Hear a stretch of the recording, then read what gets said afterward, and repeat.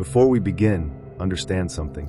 What you're about to hear is not a ghost story. There are no demons in this narrative, no haunted houses, no ancient curses whispered in the dark, only fluorescent lights, concrete walls, a locked door, and ordinary young men.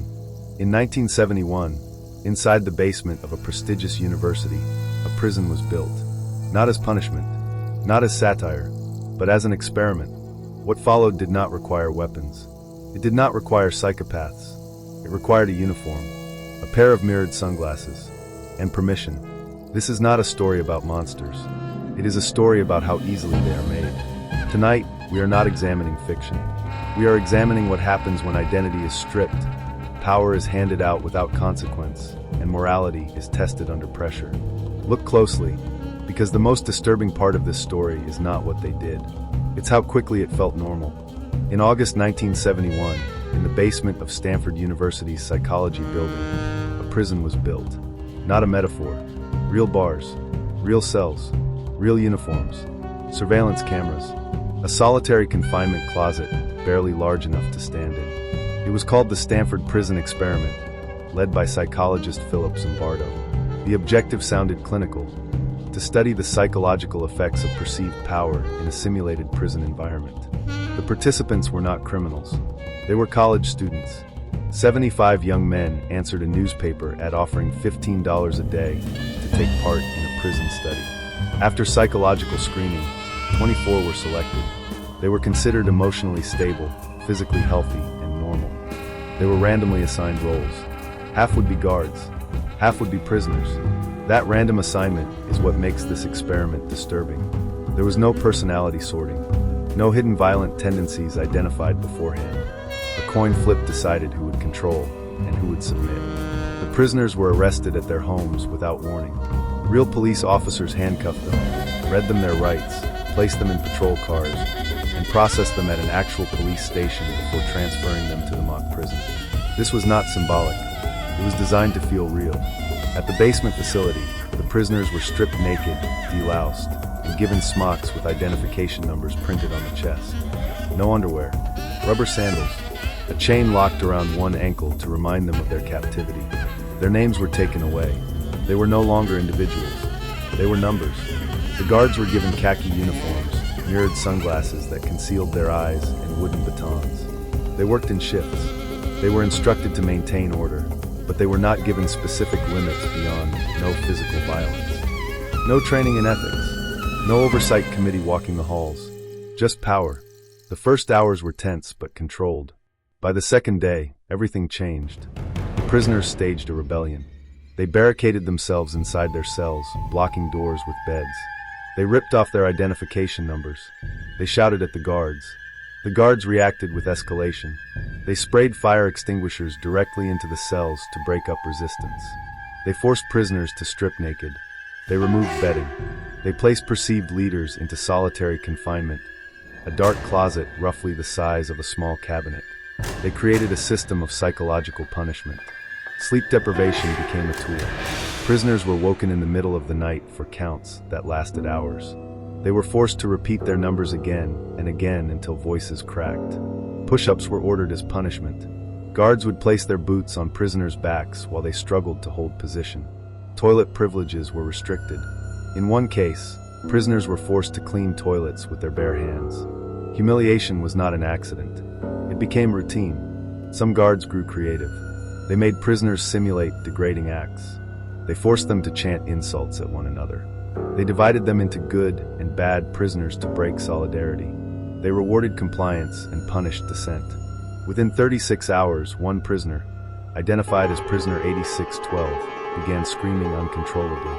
He cried, shook, and claimed he was losing his mind. He was released early, showing signs of acute psychological breakdown. Another prisoner developed a psychosomatic rash that covered parts of his body. A third went on a hunger strike. Several became passive, obedient, emotionally flat. They stopped resisting. They internalized their assigned inferiority. The most terrifying detail is not the suffering. It is the speed. Less than a week. 6 days. That's all it took for stable college students to adapt to cruelty, as if it were procedure. The mirrored sunglasses played a critical role. Eye contact humanizes. When you cannot see someone's eyes, empathy weakens. The guards reported feeling anonymous, less personally responsible for their actions. This is de-individuation, a psychological state where personal identity dissolves into a role. The uniform did the rest. Authority was no longer a question. It was assumed.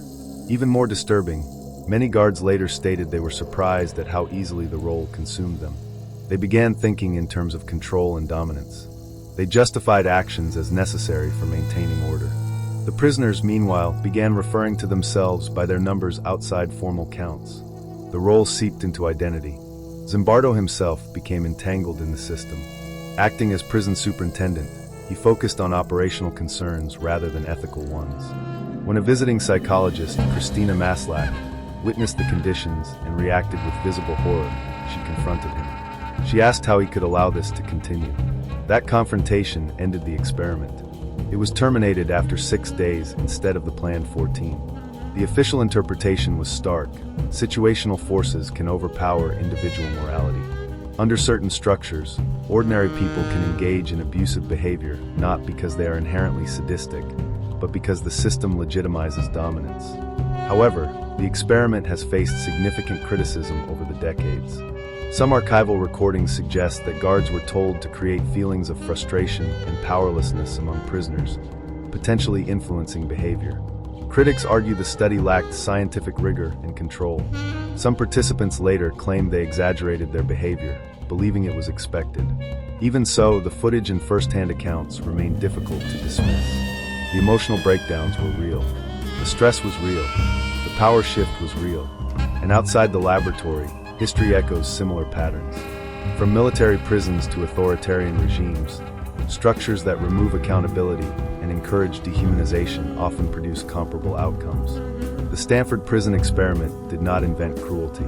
It exposed how quickly social roles can distort moral boundaries.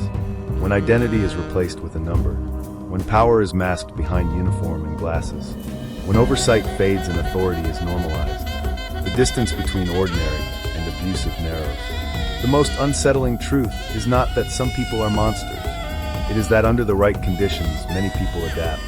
Not because they wake up evil, but because systems can reward cruelty, suppress empathy, and blur responsibility. 6 days. That is all it took to fracture the illusion that character alone protects morality. And if 6 days in a basement can do that, what could months do? What could years do? And more importantly, what would happen if the uniform were handed to you? 6 days. Before we begin, that's all it took for a basement at Stanford. What you're about to hear is not a ghost experiment. There are no demons. Start feeling like a real prison. No haunted houses. Not because there were criminals. No ancient curses whispered because there was power. Only the Stanford Prison Experiment concrete did not end with blood on the walls. A locked door. It ended with something far more unsettling. In 1971, the realization inside the basement reshaped stages faster than we like. Prison was built. The guards went back to being students, not as satire. The prisoners returned to their normal lives. What followed did not require weapons. If psychologically stable young men can descend into cruelty in less than a pair of mirrored sunglasses, what does that say about any system where this is not a story about monsters? What does it say about a story about how the names are replaced with numbers? Tonight, we are not disturbing truth is not that we are examining what happens when identity is that the right structure, power is handed out without anonymity, and lack of morality is tested under can make ordinary people look closely almost anything. Because the most disturbing part of the story was never just about prisons. It's how quickly it felt corporations, armies, schools, governments, any place where hierarchy meets obedience. So before judging those young men in 1971, ask yourself something uncomfortable. If you were wearing the uniform, if no one was watching, if maintain control was the only rule that mattered, how far would you go? The experiment ended on day 6. The question doesn't. I'll see you in the next investigation.